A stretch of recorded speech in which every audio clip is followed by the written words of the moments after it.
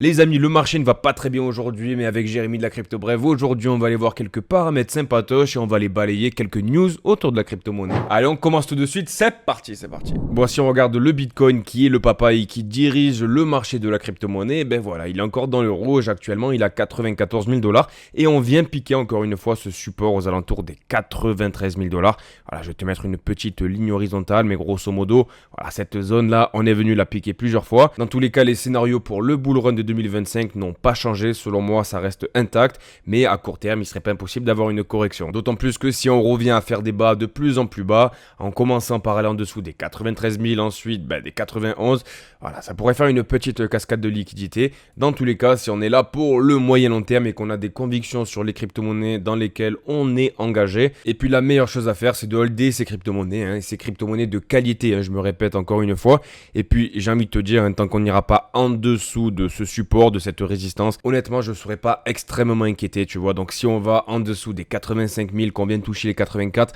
voilà, ça risque de faire extrêmement mal, mais bon, à moyen long terme ça ne changera pas mes convictions pour ce bull run. Ok, bon, et maintenant j'aimerais qu'on aille faire un petit coucou à l'or. Alors l'or, grosso modo, ce qu'il faut que tu te dises si tu es nouveau, c'est que c'est un actif refuge. Donc pourquoi est-ce qu'il est refuge? Grosso modo, lorsqu'il y a la guerre, ok, qu'il y a des bombes qui peuvent tomber sur ta maison, t'as pas envie de te recevoir une bombe sur le toit, sur la toiture, et de perdre tout ton épargne en quelques heures. Tu n'as pas envie de perdre ton épargne, donc qu'est-ce que tu fais? Tu vends ta maison en Ukraine. C'est ce qui s'est passé dans tous les pays en guerre, c'est ce qui se passe, et les gens se réfugient dans l'or. Ok.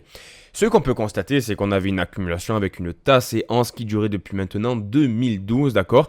Et on l'a pété vers le haut, en 2024. Et grosso modo, cette figure de séance, on la retrouve régulièrement, on en parle souvent. Mais l'idée, c'est de dire d'un point de vue chartiste que la profondeur de cette tense, en sortie de celle-ci, ça t'amène à avoir une expansion qui est proportionnelle à celle-ci. Ok. Et comme tu peux le constater, figure-toi qu'on a dépassé les espérances de cette figure et on commence à avoir des belles divergences baissières sur le momentum, du coup qui pourrait nous amener à penser que l'or pourrait enfin corriger, pourrait enfin digérer, et ça pourrait faire énormément de bien sur le marché du Bitcoin et de la crypto-monnaie, parce que tu le sais, grosso modo, c'est des mouvements de liquidité qu'on a sur les marchés. Lorsque les risk-on se gonflent, les risk-off, donc grosso modo les valeurs refuges comme l'or, comme le dollar américain, se dégonflent aussi. On a besoin qu'un des deux se dégonfle. Fin 2024, début 2025, on a tout qui est monté en flèche. Et à un moment donné, voilà, il y en a un qui a menti à l'autre, le Bitcoin a corrigé, et les altcoins, mais je t'en parle même pas, t'as qu'à regarder ton wallet. Et comme tu peux le constater sur l'or, la divergence, elle est bel et bien flagrante. Comme tu peux le constater là sur le prix, on a une augmentation, tandis que sur le momentum, on a carrément une baisse sur le RSI. Donc à un moment donné, ça va se retourner et on risque d'avoir une correction, une digestion de l'or. Donc là, je suis pas en train de te dire que l'or va aller à zéro, que c'est la guerre mondiale, etc. Non, je dis pas ça. Ça va permettre au marché en général de respirer et pourquoi pas, à un moment donné, de lancer le Bitcoin, de le laisser partir et d'amener les altcoins avec lui. Et c'est ce qu'on attend depuis maintenant plusieurs semaines. D'autant plus, si tu as regardé mes dernières vidéos, avec ce qui est en train de se passer avec la réserve stratégique des États-Unis, la réserve d'or bien évidemment. Ça fait plusieurs années qu'il y a des rumeurs comme quoi les États-Unis ne possèdent pas autant d'or qu'ils le prétendent et on risque d'avoir un audit de la réserve stratégique des États-Unis. Elon Musk veut faire cet audit en live sur Twitter et donc forcément si on apprend que les États-Unis possèdent moins d'or, les gens vont commencer à perdre confiance dans l'or, ils vont commencer à se dire ok merde, franchement on te donne des chiffres, on te dit qu'il y a tant d'or en circulation, on te dit qu'il y a tant de market cap, mais la vérité, voilà, c'est du pipeau, ça veut dire qu'il faut croire ce gouvernement, plus celui-ci, plus celui-ci, plus celui-ci. Statistiquement, il y a forcément des menteurs. Et donc finalement, tout ça c'est biaisé. Chaque année, on a des loustiques qui nous disent qu'ils ont trouvé un nouveau site où on peut miner de l'or. Donc voilà, grosso modo, c'est vraiment du pipeau. En plus d'avoir une supply d'or qui pourrait être modifiée dans les semaines, dans les mois qui viennent, on ne sait pas encore quand est-ce qu'on aura cet audit.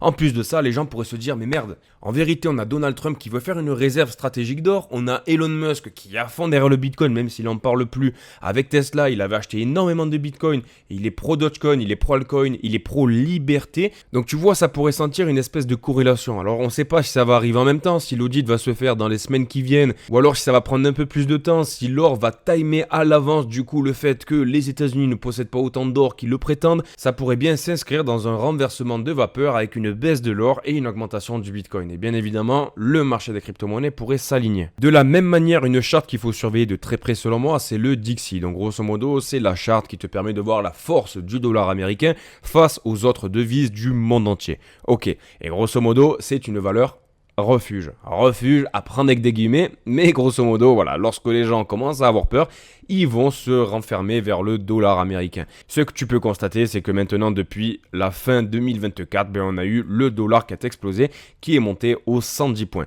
Et là, ça fait plusieurs semaines que nous, sur la Crypto Brève, on a constaté qu'on commençait à avoir des divergences en 4 heures, en daily, et maintenant en weekly, elles ont bel et bien été confirmées. Actuellement, on est pile poil sur un support, et ce support, il est extrêmement puissant. À de nombreuses reprises, on a buté dessus pour repartir à la baisse, donc on espère véritablement qu'on va le casser pour aller plus bas, parce que si on commence à aller en dessous des 105 points, ça pourrait être extrêmement bullish, parce que ça pourrait permettre au dollar de se dégonfler, aux autres devises de prendre un peu de force, mais bien évidemment, tu l'as compris, si le dollar se dégonfle, il y aura énormément de liquidités sur les marchés qui vont aller se distribuer dans la tech, mais aussi dans le Bitcoin et dans la crypto-monnaie. Je suis convaincu qu'à un moment donné, tout ça va s'accorder ensemble pour nous donner enfin notre fucking bull run. Ensuite, si on fait un petit point sur la charte Other Dominance. Alors, pour les nouveaux, grosso modo, tu prends le market cap de toutes les crypto-monnaies et tu exclus le top 10 et tu regardes vis-à-vis du top 10, qu'est-ce qui se passe. Donc, grosso modo, ça te permet de voir les altcoins en dehors du top 10, tout ce qui est Cash Network, Bit&So, Render, etc., leur force vis-à-vis de tout le marché de la crypto-monnaie. C'est ce qui nous intéresse majoritairement. Ce qu'on peut constater, c'est qu'on était venu toucher cette trendline et on commençait à avoir des divergences. Et là, ce que je suis en train de voir, honnêtement, c'est que ça pue la manipulation, ça pue vraiment le short, la manipulation de marché. On a un market making qui est vraiment dégueulasse et c'est vraiment flagrant. On a une hausse du coup vis-à-vis du momentum. Il y a de plus en plus de personnes qui essaient d'acheter. À un moment donné, ça va se retourner. En tout cas, c'est une grande conviction que j'ai, mon pote. Et pour aller dans le même sens, on a aussi l'USDT dominance par rapport à tout le marché de la crypto-monnaie. Voilà, on est encore dans la manipulation, encore une fois. Ça va vraiment dans le même sens, hein. On a une hausse, on fait quasiment un plus haut sur l'USDT dominance, tandis que sur le momentum, on est vraiment très bas. Et on a des divergences qui sont flagrantes. Comme tu peux le constater. Sur le prix, on monte, tandis que sur le momentum, c'est complètement ridicule. Donc à un moment donné, tout ça, ça va se régler, ça va s'arreglar, comme diraient nos amis argentins. Ça va rentrer dans l'ordre, les mecs. Concernant les annonces macroéconomiques de la semaine, ce qu'il faut regarder, jeter un petit coup d'œil de près, c'est le PIB américain. On attend 2,3%, donc on a une baisse depuis le dernier qui était à 3,1%. On a aussi les inscriptions hebdomadaires au chômage. Honnêtement, si on commence à avoir quelques chômeurs, écoute, ça pourrait mettre un petit coup de pied au cul à la Fed et ça pourrait nous faire plaisir. Et vendredi, on a bien évidemment le PCE Core. Autrement dit, c'est un reflet de l'inflation américaine. Et là, il faudra être au rendez-vous, mais grosso modo, ça m'étonnerait pas d'avoir de bons résultats. Le consensus de marché s'attend à avoir une inflation, un PCE à 2,8%, mais lorsqu'on regarde Trueflation, ce qu'on peut constater, c'est qu'on est à 2,33%. Et si on regarde ce qui s'est passé le mois dernier, parce qu'en général, on a une latence entre Trueflation, qui est l'inflation réaliste en temps réel, qui nous permet d'avoir des datas heure après heure. Le mois dernier, on était aux alentours des 2,12%. On était descendu même jusqu'à 2%. Donc écoute, ça ne m'étonnerait pas d'avoir de bons résultats et ça pourrait aller dans le bon sens là aussi. Alors si on revient faire un petit point sur la réserve stratégique d'or des États-Unis.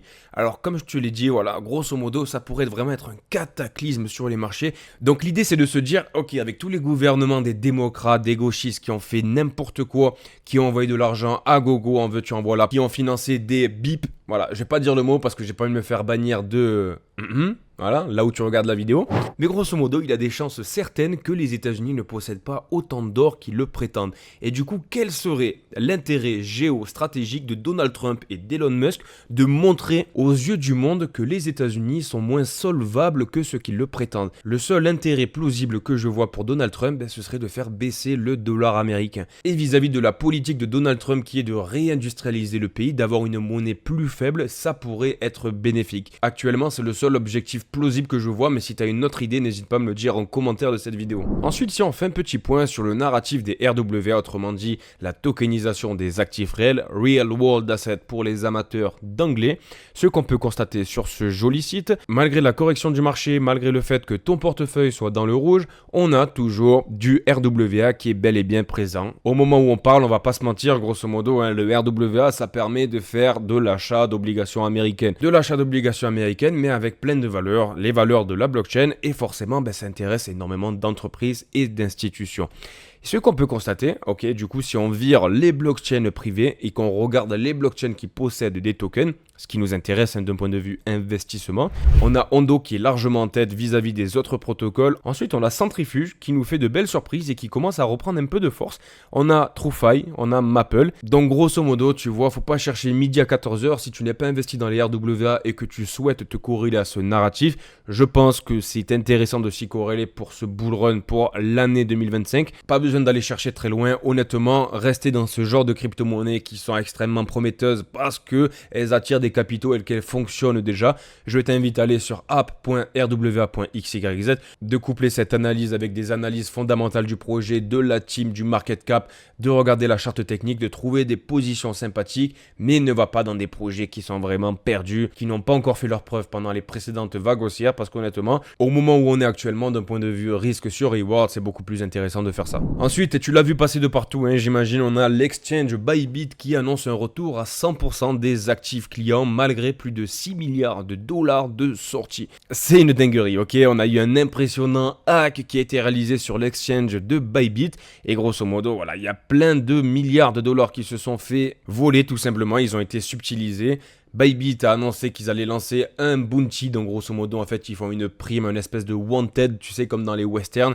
Si tu retrouves le hacker, tu gagnes des millions de dollars. Ils ont très bien réagi, ils ont été bien soutenus par leurs partenaires aussi.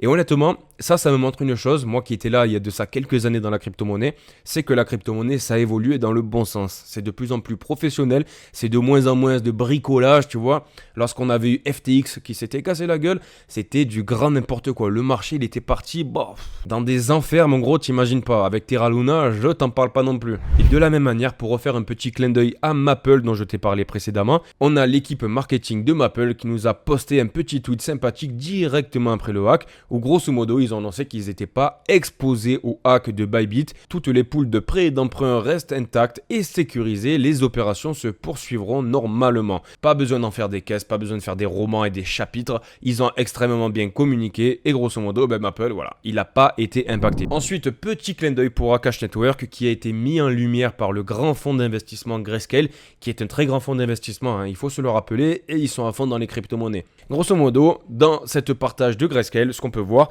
c'est les revenus générés par Akash Network. On a des revenus qui augmentent jour après jour sur Akash Network avec de plus en plus de GPU qui sont mis en location sur leur marketplace, où en gros tu peux venir mettre à disposition des GPU ou alors les louer pour faire des applications. Et donc ça permet bel et bien de souligner l'adoption d'Akash Network comme projet incontournable du DePIN et bel et bien de l'intelligence artificielle. On continue rapidement avec le grand visionnaire Michael Saylor qui se prépare pour une nouvelle vague d'achat massif sur Bitcoin. Grosso modo, il a généré pour 2 milliards de dollars de levée de fonds. Il vend des obligations pour MicroStrategy et avec cet argent, il le place dans BTC.